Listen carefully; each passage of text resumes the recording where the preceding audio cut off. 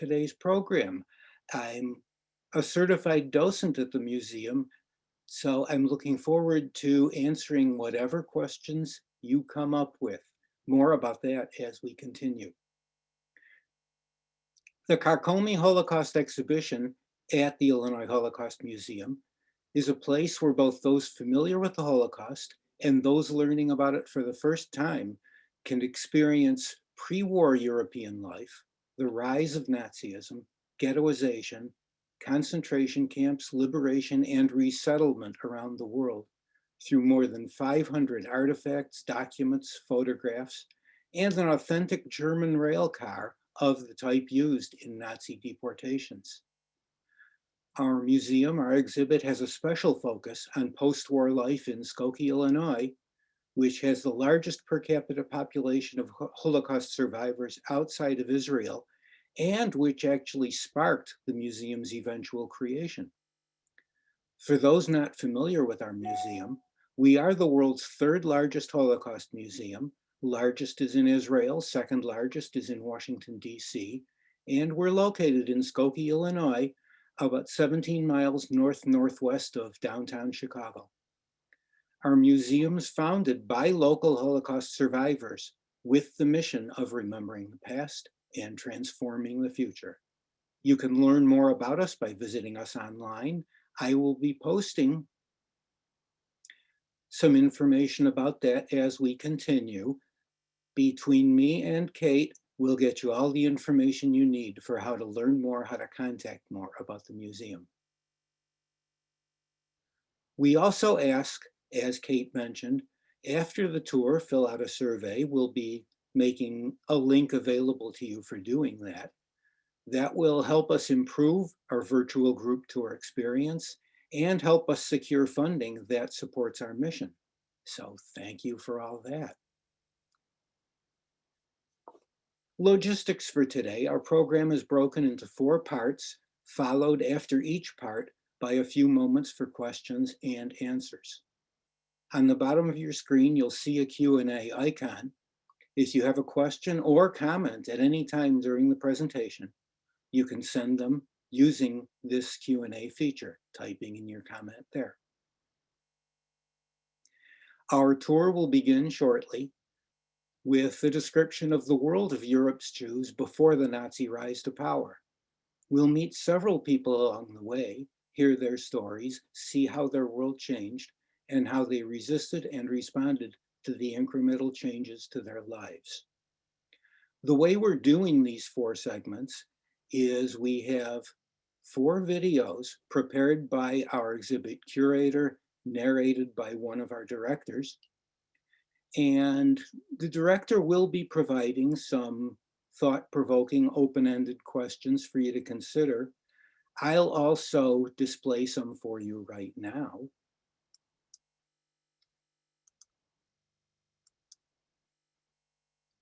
Some general questions. What surprised you? What caught your attention? What questions do you still have? And how do you think the people in the stories we'll be telling might have felt?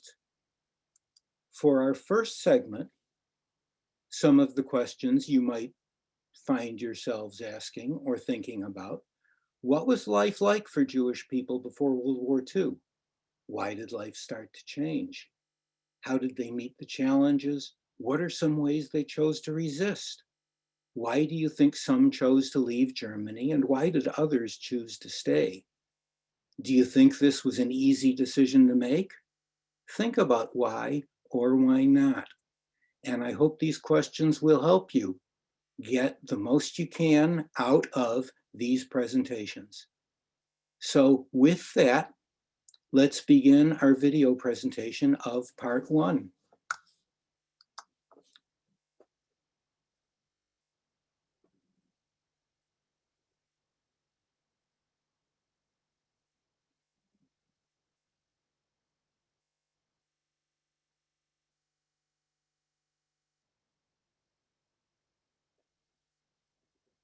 Sometimes it takes a few seconds to get going. Here it comes. Hello, and welcome to your virtual group tour of the Illinois Holocaust Museum's Carcomi Holocaust exhibition. My name is John Davis. I'm on the board of directors for the museum. On this tour, you will be introduced to a number of Holocaust survivors who made their homes in the Chicago area. You'll learn about upstanders who made a choice to help others, as well as bystanders who stood by and chose not to get involved. Along the way, you will see the impact that people, world leaders, and everyday citizens can have on the world around them by the choices they make. As we begin our tour, we will get a glimpse of what life was like for Jewish families in Europe before the Holocaust began.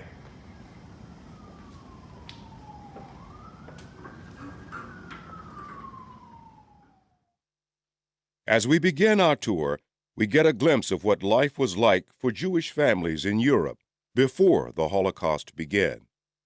Families lived not so differently from their non-Jewish neighbors.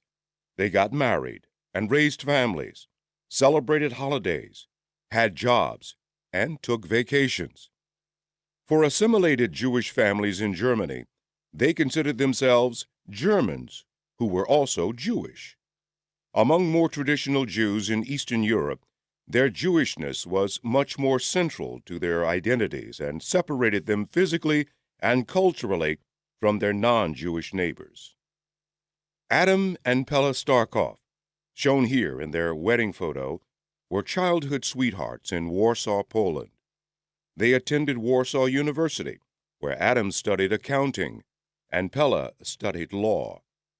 They had a happy life in Warsaw and did not experience very much anti-Semitism before the war began. We will learn more about them later in the tour. The origins of the Holocaust began much earlier, with Germany's defeat in World War I. Germany had been the most powerful country in the world, with the strongest military, and people could not understand how they had lost. The Treaty of Versailles, which officially ended World War I, imposed harsh terms on Germany. The German economy and political system were devastated. Unemployment soared, and inflation was so extreme that businesses began paying employees twice per day because prices rose so quickly that money became worthless. People needed someone to blame, and minority groups, particularly Jews, became scapegoats. Anti-Semitism had existed in Germany for centuries, even though the Jewish population was small. In this chaotic environment, dozens of political parties emerged, each trying to convince the public that they could solve the country's problems.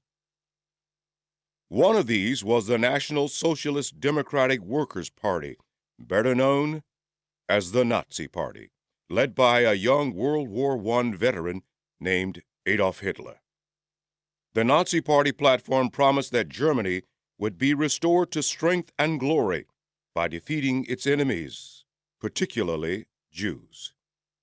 Hitler and his associates advocated for the removal of so-called undesirables from German society and creating a country composed of what they called Aryans.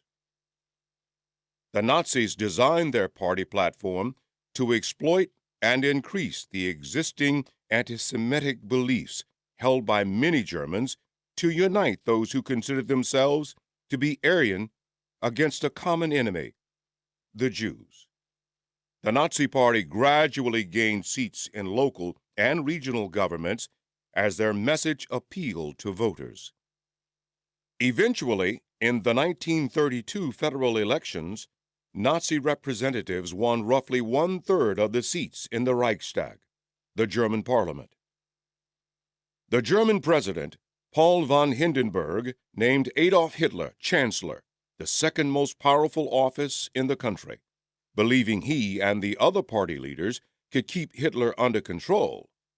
Instead, almost immediately, the Nazi-led Reichstag began passing laws to limit the civil, political, and economic rights of Jewish Germans.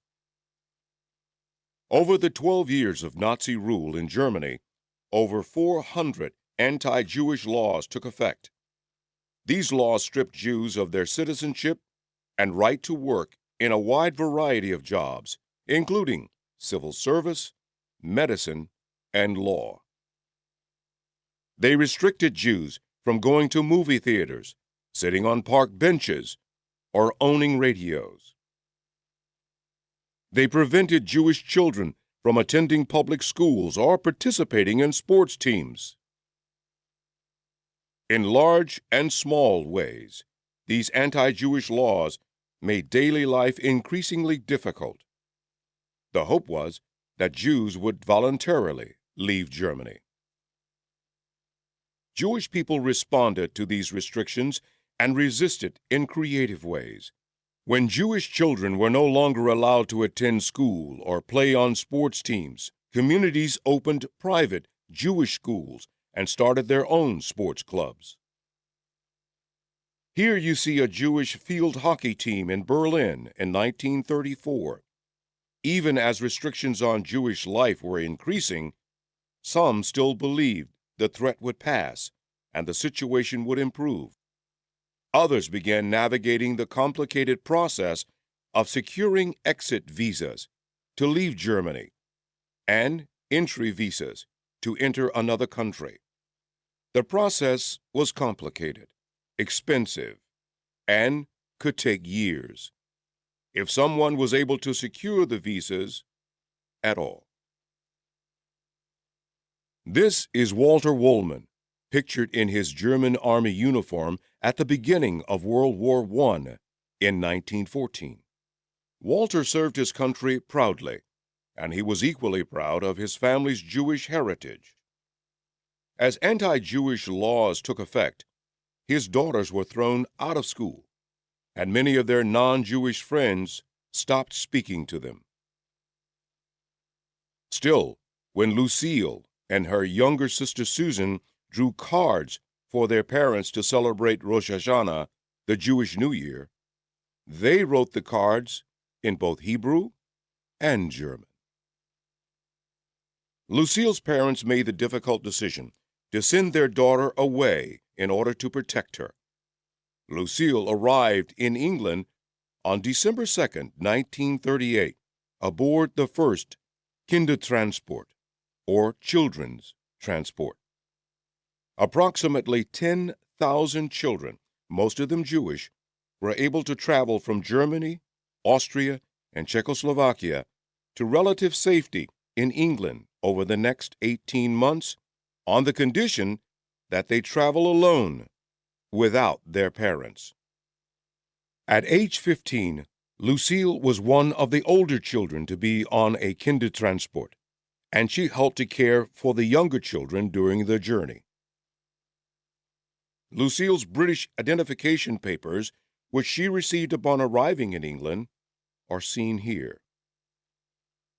At first, Lucille lived in an orphanage, but after a few months, she was hired as a nanny by an English family. She worked hard and was paid little, but she had a safe place to live. Of the thousands of children who were on Kindertransports, Lucille was one of the rare few who was reunited with her family. The Wohlmann family was able to immigrate and build a new life in the United States. What prompted the Wohlmann family and so many others to take such drastic steps to send their children on a Kindertransport? In November of 1938, after nearly 6 years of Nazi rule in Germany, Nazi persecution of Jews would escalate into a wave of violence called the November pogroms, also known as Kristallnacht. On the nights of November 9th and 10th, 1938, bands of Nazi Party officials, Hitler Youth, and others carried out riots across Germany, Austria, and an area of Czechoslovakia called the Sudetenland, which had been occupied by Germany. Attacks focused on synagogues, Jewish-owned businesses, and Jewish homes. Jewish people were attacked and beaten.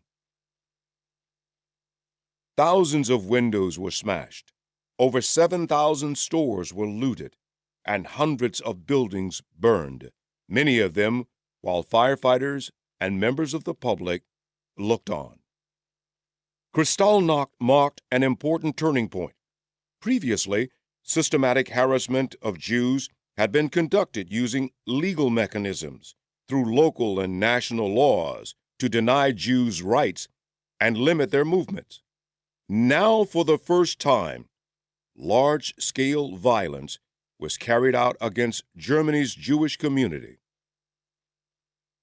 In addition, in the days following Kristallnacht, 30,000 Jewish men and boys from age 16 to 60 were arrested and put into concentration camps, marking the first mass arrest of Jews simply for being Jewish. Nazi government officials actually blamed Jews for the damage caused during the pogrom, and adding insult to injury, fined the Jewish community 1 billion Reichsmarks, which was equal to $40 million at the time, and confiscated any payments made for insurance claims, causing Jewish property owners to bear the costs themselves. Here you see an invoice sent to businessman Walter Hesse for his assigned share of the damage. Walter and his wife Gisela were able to immigrate from Germany soon after. Although they had found safety, conditions would soon become even worse for the family members and friends they left behind.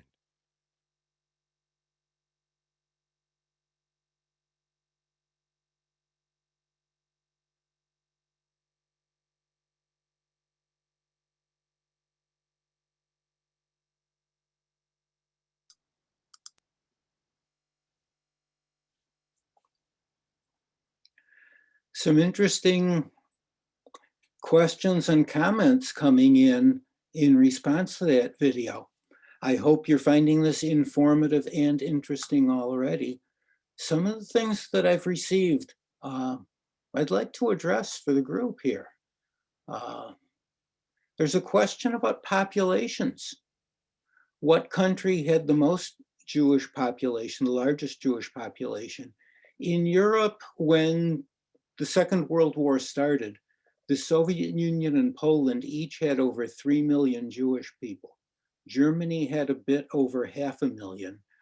Other countries, the Jewish population was smaller. Those are the largest three.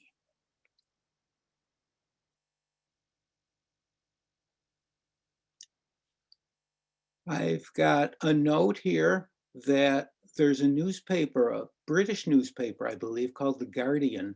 On their website, they ran an article recently about Viennese Jews who placed ads in The Guardian asking people to take their children. I hadn't heard about that, and I'm going to be looking that up. Interesting point. Another comment here, somebody had heard in a program, one of the things that made Hitler hate the Jews was he wanted to get into art school and a Jewish art teacher wouldn't let him in. I've heard that. It's one of many stories that have come out over the years trying to explain what happened here. Researchers have not been able to corroborate it. It's much more complex. It's quite a question, quite a concern. We all want answers to that. Some more questions coming in even while we're doing that. Question about our museum, is it privately funded or does it receive grants? Both. In the lobby, we've got a big wall of plaques for some of the private donations we've received. And I suspect we're out looking for grants too. Was there any public outcry? Or was it mainly after the fact that people realized how bad it was? As our story continues, you'll see that a big part of what the Nazi government was doing was getting Jewish people away from the rest of the population, which dampened or put a damper on any kind of public outcry. I think a lot of people didn't realize how bad it was, what was going on, until years later. There's also a lot of denial going around. A couple of comments about other TV series. There have been a lot of programs, things that we will be addressing as we continue. I want to clarify what I said about population. There were about 500,000 Jewish people in Germany. There were over 3 million in Poland and the Soviet Union. Pretty well corroborated numbers that the total of Jewish people killed in the Holocaust was around 6 million, along with millions of others too. The Nazis weren't focusing just on eliminating Jews, but eliminating anyone who wasn't Aryan. More about that coming up. Question about survivors. There are many survivors still alive. Our local community in Skokie still has thousands of people in our community. Yes, of course, they're getting pretty old. It's been over 70 years since World War II ended. We've got a big survivor community. And in fact, we have a speakers bureau at the museum. There are survivors and children of survivors who do presentations for museum guests and others.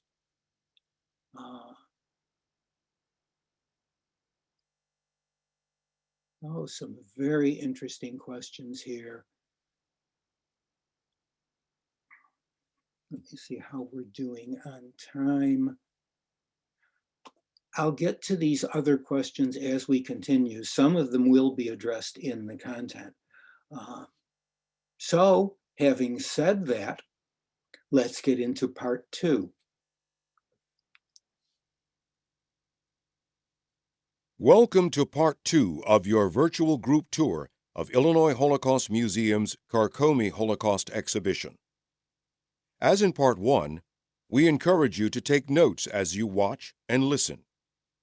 What was surprising or unexpected? What do you really want to remember? How do you think the people in these stories might have felt?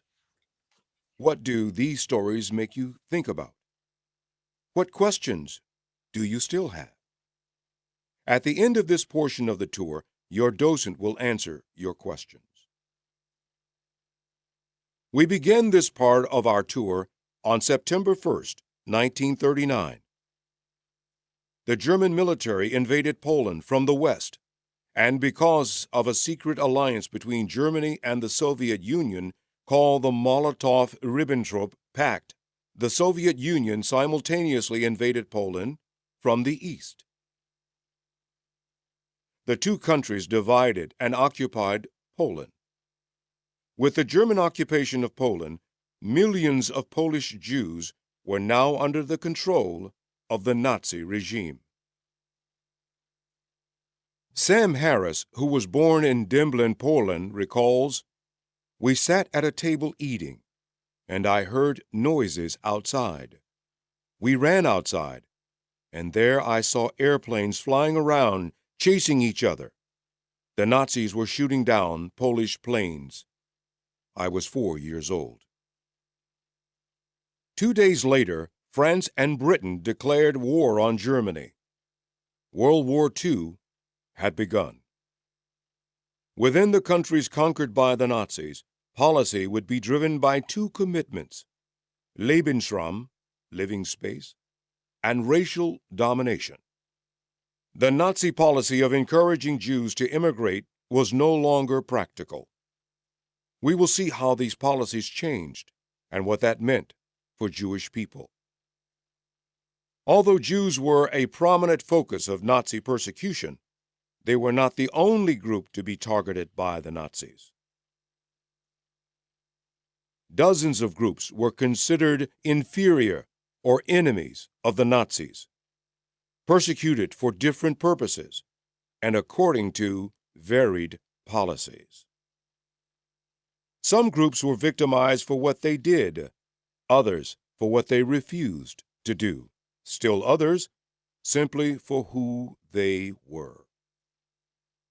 They were considered racial, biological, political, and social threats or burdens on society. Targeted peoples included Roma and Sinti, collectively known as Gypsies, Jehovah's Witnesses, Poles, and other Slavic peoples, homosexuals, political dissenters, and people with physical and intellectual disabilities. Members of these groups were harassed, imprisoned, and killed.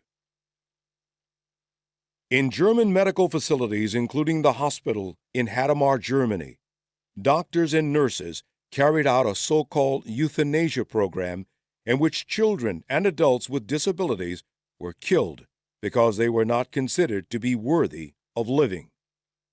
These killings included experiments with poison gas, a method of murder that would later be used in the gas vans and gas chambers in killing centers in the East. Following the invasion of Poland in the spring of 1940, Germany quickly invaded and occupied most of the countries of Western Europe, including France, Belgium, and the Netherlands. An increased reliance on assistance from local populations and their governments enabled occupation authorities to quickly impose restrictions on Jews like those found in Germany. But whereas the restrictions were implemented in Germany over several years, in Western European countries, they took effect in a matter of months or even weeks. Rising persecution and discrimination was only hindered by a willingness of local citizens to resist German occupation and to assist Jews. In addition, Jews over 6 years of age in these countries were forced to wear identifying badges in the form of yellow stars on their outer clothing when out in public. In Germany, France, Belgium, and the Netherlands, the stars had the word Jew written in the local language. The badge not only was meant to brand and humiliate Jews, but also to segregate them, to watch and control their movements, and to prepare for deportation. In the first few years of German occupation, Jews in Western Europe faced limitations on their ability to attend school, earn a living, and move freely. However, as countries were conquered and the Nazis gained control over millions of Jews, it no longer became possible for Jews to voluntarily immigrate elsewhere. The Nazis instituted a short-term policy of isolation and containment of Jews. In cities and towns throughout Eastern Europe, Nazi officials created ghettos, designated areas of towns or cities where Jews from the surrounding area were forced to live in crowded, unsanitary conditions.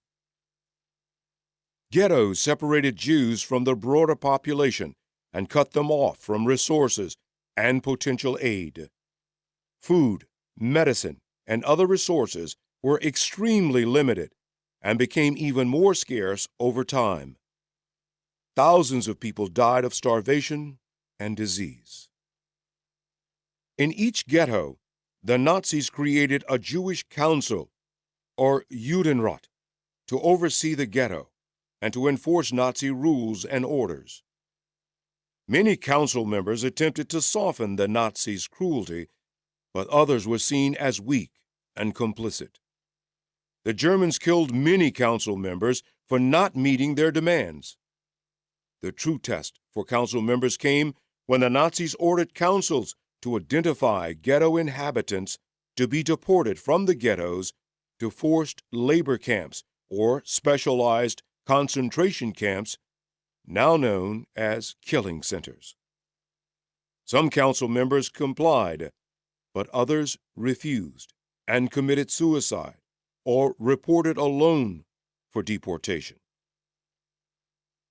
Jews responded to this inhuman reality in a variety of ways. Even in the darkness of the ghettos, with the most limited resources, many Jews actively strove to maintain their dignity and humanity, and they resisted. Schools were created to allow children to learn in secret. Soup kitchens and orphanages cared for those most in need. People met clandestinely to pray and observe religious holidays. Art, music, and theater performances provided a mental escape and a sense of hope. Youth groups, often led by young Zionists, gave teens and young adults a sense of community and purpose. Many of these groups would later become the core of armed resistance movements in the ghettos. Hundreds of underground newspapers, over 50 in the Warsaw Ghetto alone, helped people to stay informed of the progress of the war and dream of the day the Nazis would be defeated. Historians and others in the ghettos made efforts to document Jewish life in these extreme circumstances. The largest and most famous of these efforts was the Onik Shabbat archive, led by a Jewish historian named Emanuel Ringelblum. Hundreds of documents and descriptions of Jewish life and resistance in the Warsaw Ghetto were gathered for this archive, placed in metal cans, and buried in the ground.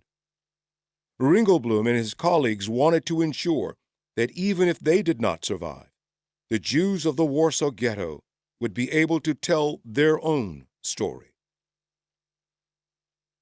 19-year-old David Graeber helped to compile the archive, and he included his own last will and testament.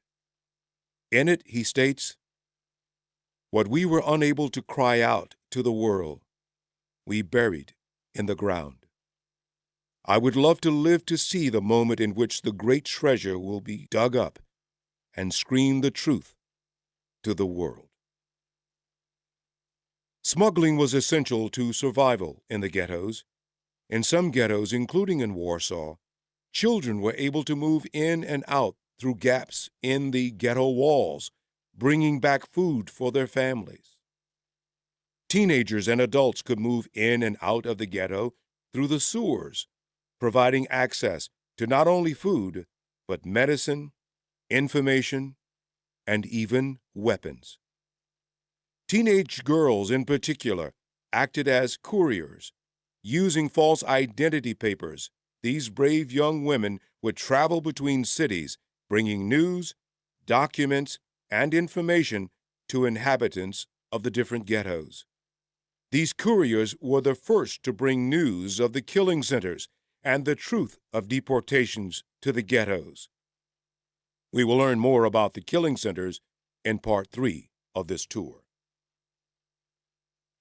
Adam Starkoff, whose wedding picture you saw in Part 1 of this tour, smuggled food and medicine into the Warsaw Ghetto through the sewers for his family, which now included his wife Pella and their baby daughter, Joanna.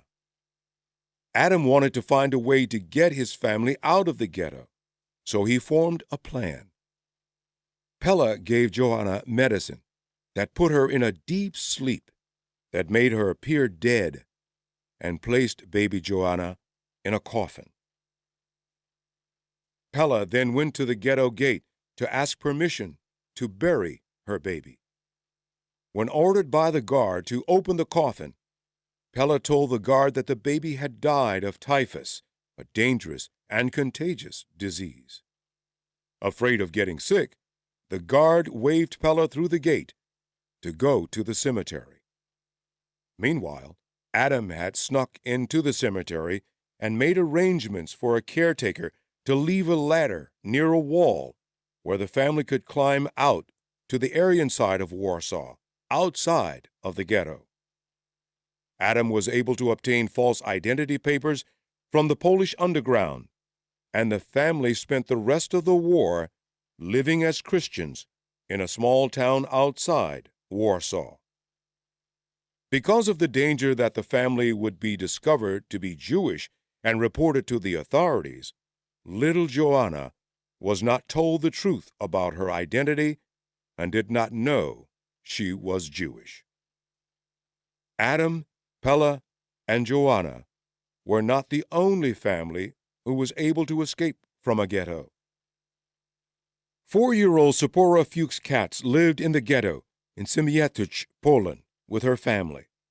When rumors of a deportation circulated, Sephora's father took her and fled the ghetto with his brother Benjamin and Benjamin's wife and 3 children. Little Sephora was wrapped in a blanket given to her by her mother to keep her warm.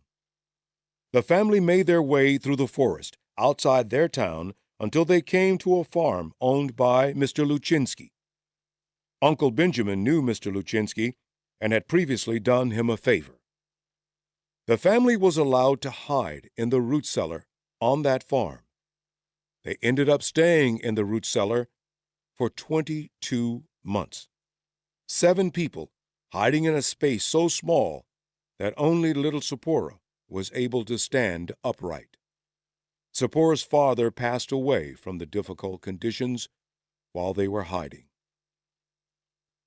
When the family was liberated by the Soviet Army in the summer of 1944, Uncle Benjamin and his family kept Sephora with them, going first to Romania before immigrating to Palestine, which would become the State of Israel.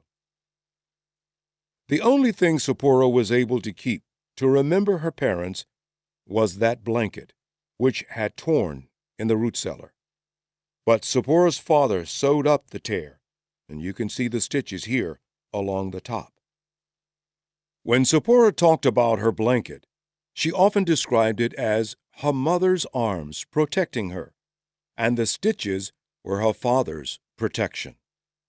Sephora's blanket was the first artifact donated to Illinois Holocaust Museum to create the Carcomi Holocaust exhibition.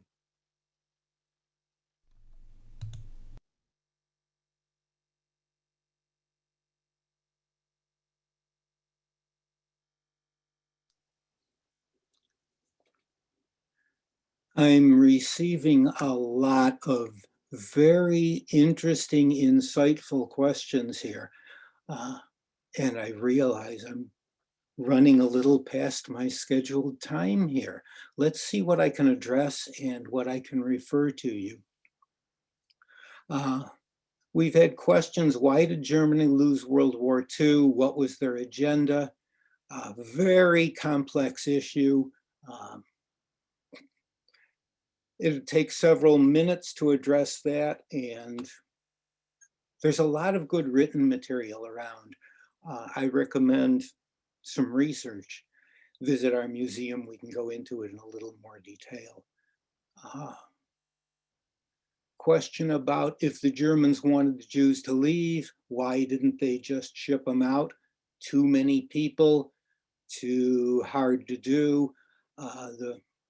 A big part of the laws you've been hearing about was to get people to leave on their own, but eventually that just became untenable, impractical, untenable, impossible. That led to some of the horrors you're learning about here today. Why was England the country that welcomed the children? There were a lot of countries that just said no. Remember, the world was in a depression, and most countries couldn't find jobs and employment and resources for the people who were already there. Somebody in England decided to reach out beyond that. Couple of questions about Holocaust denial. I think I'd better address that. Many people have said, this is so horrible, it can't be true, it couldn't have happened. People don't want to believe, don't believe, can't believe. We have a museum with hundreds of visible artifacts, tens of thousands of other research items, other museums, other researchers since the 1940s have been documenting in many ways the Holocaust really happened. and the overwhelming documentation and evidence that we have for that should be enough to satisfy any deniers. Those who insist on denial, I don't know how to answer further. Question about eugenics, another interesting topic related to all of that. Question about Zipporah's parents. You heard about her father dying in hiding. Her mother lived a while longer than that. Question about teenage diaries. Well, of course, there's Anne Frank's diaries. There are others too. Another one of those questions that comes up a lot, is it true that Hitler had some Jewish ancestry? No, researchers have found no evidence. Many other good questions here. I wish I could sit and chat with all of you and each of you for hours. We have a lot more material to show you today that will help answer some of your questions. I hope stimulate some more questions, and we'll talk a little later about how you can come visit us and learn more firsthand. In part 3 of our presentations, we'll get into the expansion of Nazi occupation across Europe and the implementation of what they called the final solution. Again, our host in the film will introduce some general questions. You're raising some very good specific questions too. Keep thinking, keep listening, and keep asking. I'll help you learn just as much as I can today. Let's move on to part 3 of our video.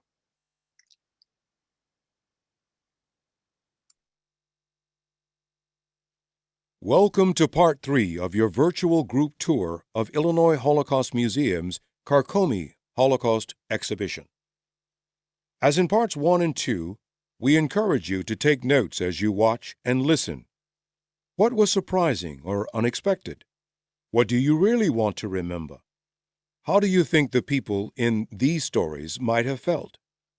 What do these stories make you think about?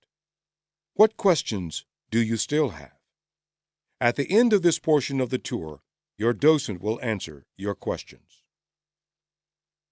We begin this part of our tour on June 22, 1941.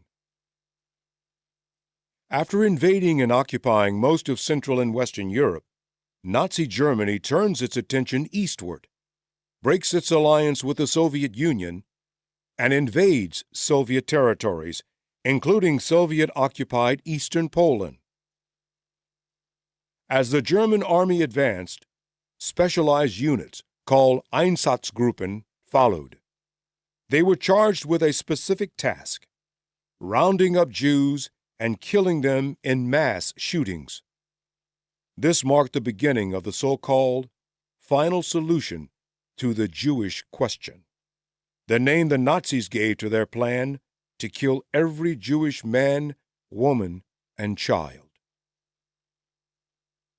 Approximately 3,000 members of the Einsatzgruppen, aided by local collaborators, carried out killing actions in eastern Poland, the Baltic states, Belarus, and Ukraine. These were so-called ordinary men who became efficient killers. More than 2 million people were murdered in this way, nearly all of them Jews. As members of the Einsatzgruppen carried out their grisly task, shooting individuals one by one and face to face, one bullet at a time, plans were already underway to create a more efficient method of killing, one that brought the victims to the killers. In January 1942, 15 high-ranking Nazi officials gathered at a villa outside of Berlin for a meeting now known as the Vance Conference. Their purpose? To coordinate this new phase of the final solution, using train cars to bring victims to specialized killing centers where victims would be killed using poison gas. The Nazis envisioned that 11 million people, every Jewish person still alive in occupied Europe and North Africa at the time would be murdered in this way. Deceptive language was a key element of this new plan. Jews from across Europe were told they would be resettled to the east or relocated, when in truth they were being deported to killing centers and concentration camps. Few Jews could truly comprehend what was going to happen to them, and deceptive language from the Nazis helped to persuade Jews that if they complied with the orders, they would not be harmed. Packed into boxcars, without seats or windows, dozens of people were crowded together, sometimes for many days, without food or water, and with no indication of their destination. Many people did not survive these journeys. Those who did were greeted at their destination by a chaotic scene. Nazi guards shouting orders in a language few of the deportees understood, separating people according to age and gender, and tearing apart families. At camps known as killing centers, arriving prisoners were moved almost immediately to gas chambers, where they were killed using carbon monoxide or an insecticide called Zyklon B. At 2 of the 6 killing centers, Auschwitz-Birkenau and Majdanek, arriving prisoners went through a selection process. Most were still chosen to be killed immediately, including children, older adults, and those considered to be unfit for labor. A small number, though, were chosen to live a bit longer, to perform slave labor. These prisoners had their heads and bodies shaved. They were issued a striped uniform and were given an identification number. At Auschwitz, most of the prisoners then had the number tattooed on their arm. Those who performed labor received meager rations and endured harsh conditions, freezing cold in winter, oppressive heat in summer. Disease and lice were rampant in the camps as prisoners struggled to stay alive while working difficult or dangerous jobs, often for 12 or more hours a day. Some of the assigned jobs produced materials for the German war effort. Other jobs were meaningless tasks intended to wear down the prisoners mentally and physically. Although opportunities for prisoners to fight back were rare and dangerous, people still resisted the Nazis by continuing to pray, by helping each other, and by staying alive for another day in a situation designed to destroy them. After being deported from her native Czechoslovakia, 13-year-old Fritzi Frischall arrived at the chaos of Auschwitz-Birkenau. A Jewish prisoner whose job was to help unload arriving prisoners, known as a capo, whispered to Fritzi that when the time came, she should say that she was 15. Although she did not understand at the time, that capo was the first person to save Fritzi's life. Because she said she was 15, Fritzi was among the prisoners selected to perform slave labor, while others, including Fritzi's mother and younger brothers, were sent to be killed in the gas chambers. Soon after, Fritzi was selected again, this time to be one of 600 women to work in a factory making parts for German airplanes. The other women in the factory chose Fritzi, the youngest of the group, to be their messenger, to survive and to tell the world about their experiences. Every night, 599 women would line up and give Fritzi a crumb from their tiny ration of bread to give her extra nourishment and to help ensure her survival. With their help, Fritzi did survive, and she continues to tell the story of the brave women in that factory. In part 2 of this tour, you learned about the couriers who brought information from the outside world to people in ghettos. These couriers brought news to the ghettos of the killing centers and the Nazi plan for mass deportations, and many ghetto inhabitants, particularly young people, realized that their only chance for survival was to fight. On April 19, 1943, the first day of the Jewish holiday of Passover, an uprising began in the Warsaw Ghetto. Hundreds of teens and young adults, malnourished from years of mistreatment in ghettos and armed primarily with makeshift weapons, fought back against the German army. Many fighters were killed, but they successfully disrupted the planned deportations. The Warsaw Ghetto uprising lasted for nearly a month, longer than any of the countries of Europe were able to withstand the German army. The uprising inspired similar uprisings in other ghettos and even in some of the killing centers. Jews also fought back against the Nazis across Europe, from Belgium to Belarus, as partisans, organized groups secretly fighting against the Nazis. Partisan groups attacked Nazi supply trains, blew up bridges and factories, and attacked strategic and military targets.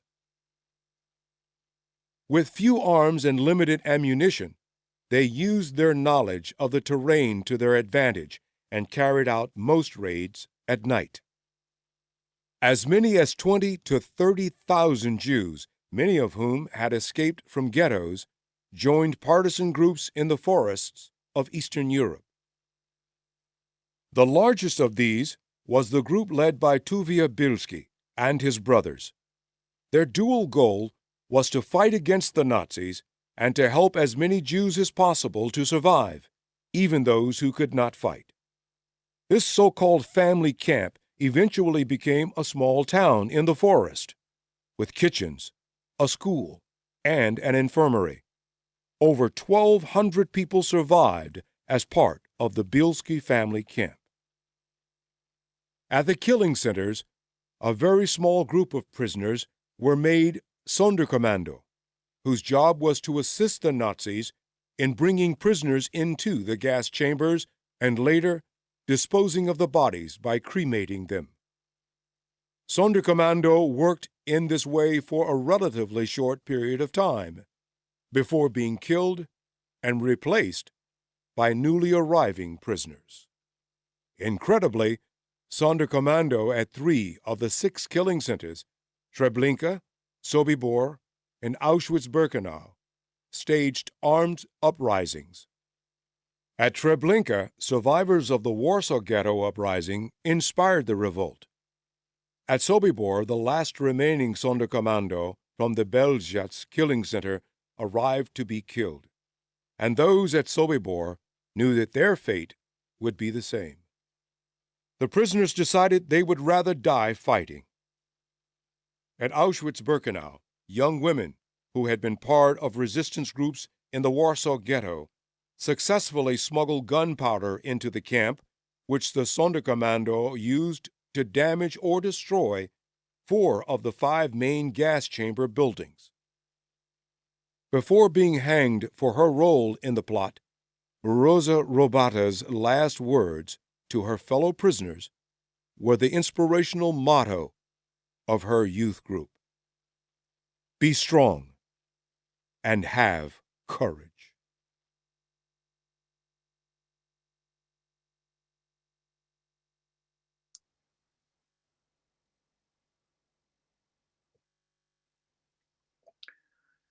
More and more excellent questions coming in. You're a very thoughtful, attentive audience, and this is wonderful. I'm glad we can all learn so much from what we're hearing today. Some of the other comments I want to address, people are comparing what they're hearing from history with what they're seeing around them in today's world. That's why we study history. That's why we say, remember the past, transform the future.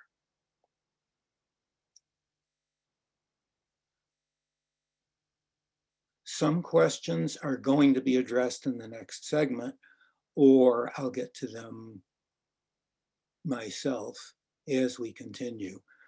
Some people asking for reference works or recommending reference works. A lot of good information available. Questions about the museum. The museum is open. I'll talk some more about that in our wrap up later on.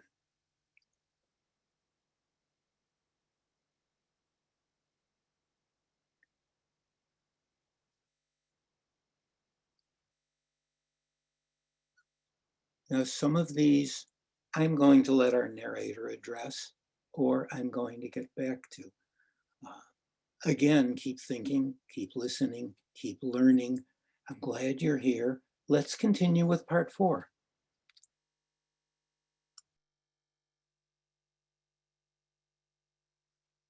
Welcome to the fourth and final part of your virtual group tour of Illinois Holocaust Museum's Carcomi Holocaust exhibition.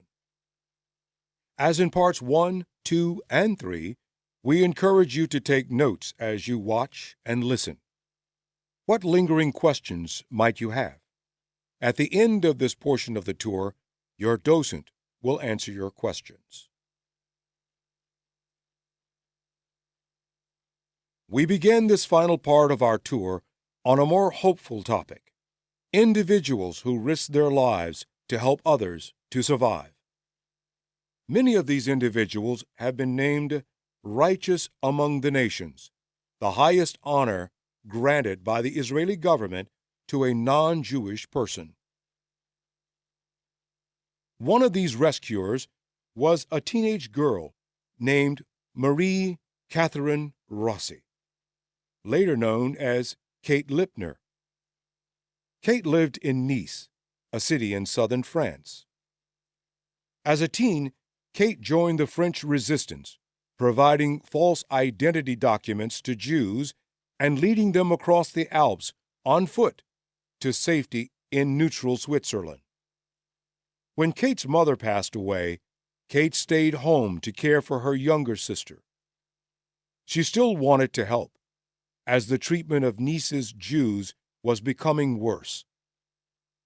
Kate took in 3 Jewish children to live with her and her sister in their 1-bedroom apartment.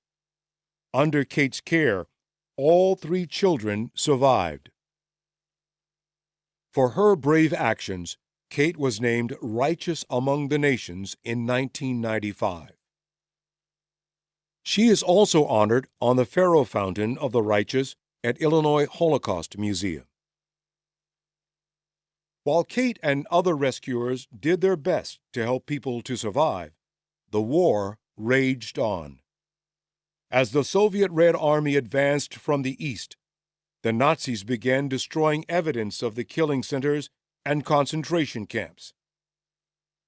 Remaining prisoners were forced west toward the German Reich, mainly on foot, in what would become known as death marches. In part, this was an attempt by the Germans to prevent prisoners from telling liberators what they'd experienced in the camps. The Nazis also believed that relocated prisoners would continue to produce armaments for the German military as forced laborers. Thousands died of exhaustion and exposure. Before the war officially ended on May 8, 1945, Allied armies liberated concentration camps across Europe. Allied forces had come to defeat their enemies, not to liberate prisoners. Their encounter with Nazi camps and prisoners was accidental. Even to battle-weary soldiers, the horror and sights were unimaginable. Jerry Glass, pictured here, grew up in Chicago. When he learned that his Russian Jewish grandparents had been killed in the Holocaust, he dropped out of high school and enlisted in the Army as a 17-year-old. A member of the 3rd Army Division, 259th Infantry, Jerry landed on Omaha Beach in the 3rd wave of the D-Day invasion and fought in the Battle of the Bulge, one of the bloodiest battles of World War II.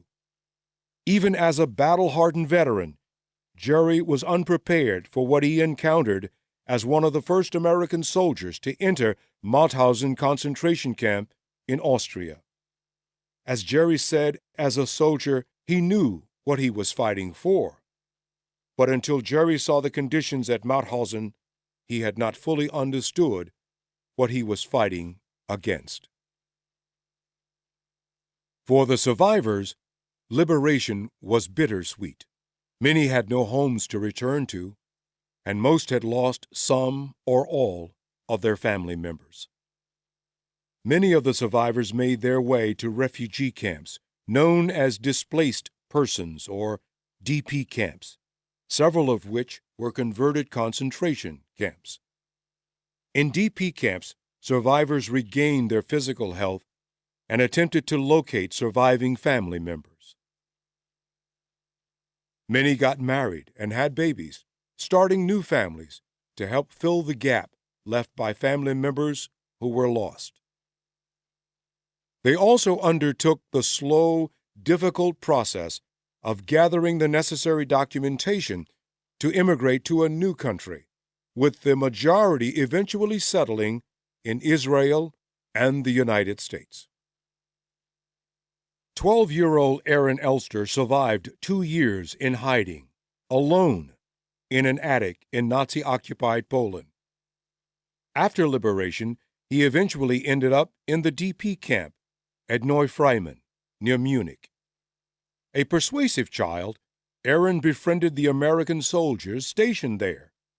He began to learn English and honed his salesmanship by selling items on the black market. With the help of a Jewish refugee assistance program, Aaron was able to immigrate to Chicago, along with his older sister, Irene.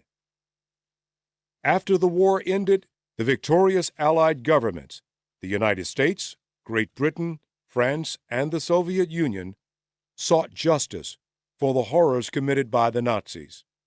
They created a process and a precedent for international law that is still in use today. In November 1945, just 6 months after Germany's surrender, the International Military Tribunal brought charges against 24 high-ranking Nazi officials that included crimes against humanity, crimes against peace, war crimes, and conspiracy. The defendants represented a range of German leadership, political and military leaders, but also leaders in the business community and the press. The 3 highest officials in the Nazi government, Adolf Hitler, second-in-command Heinrich Himmler, and propaganda minister Joseph Goebbels, had committed suicide and thus did not stand trial. Between 1945 and 1949, a series of additional trials took place in Nuremberg to prosecute doctors, judges, businessmen, and high-level government officials. Many of those found guilty received only short prison sentences or no penalty at all. Trials continued throughout the 20th century and are ongoing even today. Yet, most of those responsible escaped judgment. In part 2 of this tour, you met little Sephora Katz, who hid for nearly 2 years in a root cellar. Here she is, pictured on the left, as she appeared several years later. After being liberated by the Soviet Army, Sephora, her uncle Benjamin, and her aunt and cousins would eventually immigrate to British Mandate Palestine. Sephora worked hard in school and earned good grades. When she was in high school, her family decided to send her to live with relatives in Chicago, where she would have better academic opportunities. Sephora became a nurse specializing in geriatrics. Since she never had the opportunity to care for her own parents in their old age, she wanted to give that gift of care to other families. In Chicago, Sephora built a new life, including her husband Marty and daughter Simona, seen here as a baby. Earlier in this tour, you also met Adam and Pella Starkoff and their daughter, Joanna. After the war ended, the family made their way to the DP camp at Feldafing, Germany. Joanna attended kindergarten and even performed in plays. One of her performances is seen here. Joanna is third from the right. Adam worked for the United Nations Refugee Agency, and through his contacts, he was able to secure visas for the family to immigrate to Chicago. Adam hoped that from the United States, the family would be able to move to Israel. But Pella knew that once they established roots in Chicago, that would be home. Adam and Pella took the oath to become United States citizens in 1950. Like the Starkoffs and Sapora, many survivors came to the Chicago area after the war, and many of them came to live in Skokie, a diverse and welcoming community. Skokie provided an opportunity for survivors to live the American dream: affordable houses, good schools for their children, and the opportunity to form a community with other survivors. This safe haven was threatened, however, when a group of neo-Nazis attempted to hold a rally in Skokie in the late 1970s. The village of Skokie denied the permit, and the neo-Nazis sued for violation of their First Amendment rights. As the case made its way through the courts, eventually ending up at the United States Supreme Court, the survivors of Skokie and around the world made a decision. They would no longer be afraid. They needed to speak out and tell the world what they experienced during the Holocaust. They would tell their stories in schools, public libraries, churches, and synagogues, and eventually in Holocaust museums. By hearing the survivors' stories, each member of the audience would become a witness to the events of the Holocaust.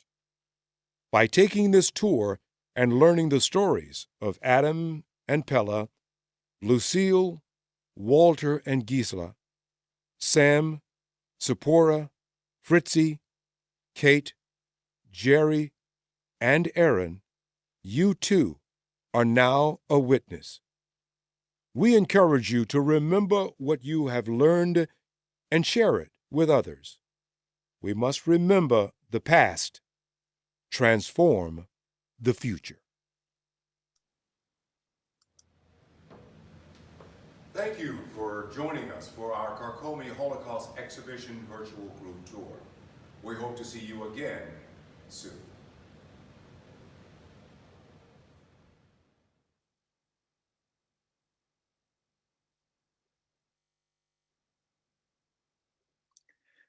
What you've been seeing and hearing today is very much a summary of all that we can present at the museum, which is yet another reason to encourage you to come visit. We'll talk some more about that in a few minutes. Of the many insightful questions, comments, suggestions that have been coming in, there are some I particularly want to address here. Let me fix my throat.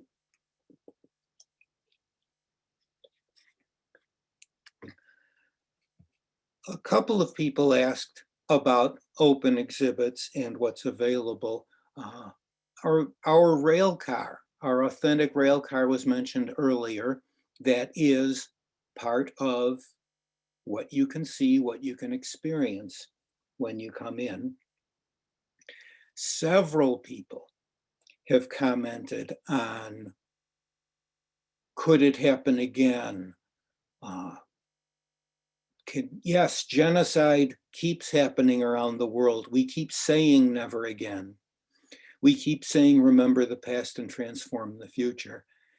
And we have to keep active because things keep happening. It's why this learning is so important. It's why being an upstander, as John mentioned at the beginning of the first video, is so important. We need to stand up for each other. We need to stand up for ourselves. And it's a big part of the lessons we are teaching here. Uh, there was a question about recording. For various copyright and publication reasons, we cannot replay recordings of the museum.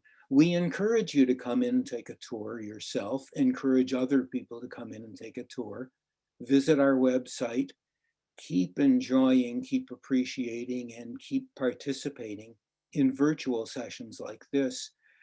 Our website has lots of information about that, ilholocaustmuseum.org. We have opened the museum to the public Wednesdays through Sundays from 10 a.m. to 5 p.m.